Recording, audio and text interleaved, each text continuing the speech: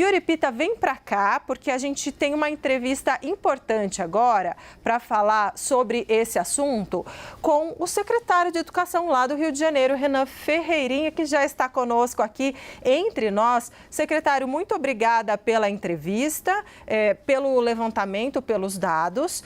E eu gostaria de saber, a gente deu aqui um raio-x da situação da pesquisa que a Prefeitura do Rio e a Secretaria fez, né, esse levantamento. Agora, a gente sabe que essa experiência no Rio de Janeiro está sendo usada como inspiração aqui para Brasília, aqui para o Poder Público, para o Ministério da Educação. Conta para a gente como é que está sendo esse diálogo. Boa tarde para o senhor. Boa tarde, Débora. Boa tarde, Yuri. Prazer estar aqui com vocês na CNN. A gente está bastante entusiasmado com esse resultado muito expressivo, onde a gente conseguiu perceber de maneira estatística que a proibição do uso de celulares no Rio de Janeiro, que aconteceu desde o começo do ano letivo, através de um decreto do prefeito Eduardo Paes, conseguiu ajudar na maior concentração, no maior foco e também na interação social dos alunos. Porque a escola não é só local de aprendizagem. Obviamente, isso é muito importante, aprender português, aprender matemática, mas também é muito importante interagir com os amigos, socializar, ter o recreio, ter o intervalo funcionando da melhor forma possível. A gente tomou essa decisão baseado no relatório da Unesco do ano passado, que clamou que governos agissem para combater a epidemia de distração que todos nós enfrentamos. A gente tem observado que para a criança, que para o adolescente é ainda pior, porque eles não possuem um repertório de experiências para conseguir discernir e conseguir colocar limites, conseguir colocar regras. E a escola também tem que ser um local onde regras e limites possam existir. Por isso que a gente tomou essa decisão, para conseguir também proibir no horário do recreio, para poder ter essa boa interação, e os resultados têm sido extremamente satisfatórios. Como você bem mostrou, o aprendizado adequado em matemática, o aprendizado adequado em língua portuguesa. E o Ministério da Educação, o ministro Camilo Santana, seu time, tem acompanhado a experiência da cidade do Rio desde o começo do ano letivo, com muita curiosidade, com muita vontade de entender também numa experiência prática, numa rede do tamanho da nossa. Nós somos a maior rede municipal de ensino da América Latina, em número de escolas próprias, são 1.557 escolas, 650 mil alunos, e a gente tem percebido que os professores, os diretores abraçaram muito essa causa, as famílias, Débora, abraçaram muito também, muitos pais, muitas mães nos comparando na rua e falando sobre a importância da escola ajudar nesse processo de estabelecer regras, de conseguir fazer com que os alunos possam ter tempo para brincar, para aprender e não ficar em joguinho, não ficar em rede social. Escola não é local de criança ficar vendo videozinho no TikTok, é local de estar estudando, interagindo. Secretário Yuri Pita, agora falando contigo aqui de São Paulo, a Débora trouxe os dados que a Secretaria conseguiu quantificar em relação à melhora do desempenho, do aprendizado dos alunos. Imagino que mesmo que não tenha sido quantificado, queria aprofundar um pouco mais o quanto que isso também se reverte de forma positiva para o desempenho dos professores, o quanto para o exercício do ensino também se torna mais fácil por conseguir manter o aluno mais focado, menos distraído e como também a Débora trouxe, né, evitando, reduzindo aí situações de conflitos, como por exemplo casos de cyberbullying. Perfeito, Yuri. Primeiro a gente precisa reconhecer o papel que o professor tem como autoridade na sala de aula, como o diretor também tem na escola. E o professor precisa ser completamente respeitado. E a gente também entende essa medida com a medida também de respeito com o professor. Não adianta o professor, por exemplo, pedir para que a turma preste atenção, para que interaja com a aula, o aluno vai, pega o celular e começa ali a entrar numa rede social, começa a jogar um jogo. Isso para a gente é visto como uma forma de desrespeito.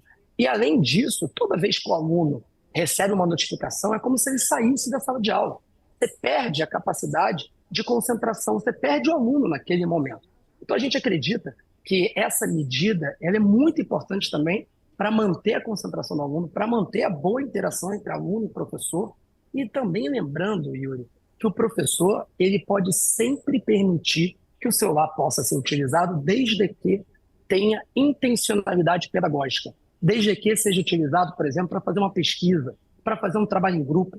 A gente não é contra o uso da tecnologia na educação, mas a gente acredita que a educação, que a tecnologia tem que ser utilizada de forma responsável e consciente. porque do contrário, ela acaba sendo uma vilã do processo educacional e não uma aliada, como a gente deseja que seja. Secretário, tem mais uma pergunta rapidamente que eu gostaria de saber como a implantação dessa iniciativa, né? Ela repercutiu especificamente com os pais e com as próprias crianças. Houve muita revolta, muita resistência? É um processo de adaptação natural, Débora. A gente até vê nesses dados que você bem mostrou, antes da nossa proibição do uso de celulares nas escolas, você tinha 95% das escolas onde o uso era muito comum e só 5% das escolas, de alguma maneira, de forma espontânea, já existia alguma maneira de restrição. Hoje, nós temos 62% com plena adesão e 38% não quer dizer que não está proibindo, mas que eles ainda estão enfrentando algumas dificuldades naturais desse processo.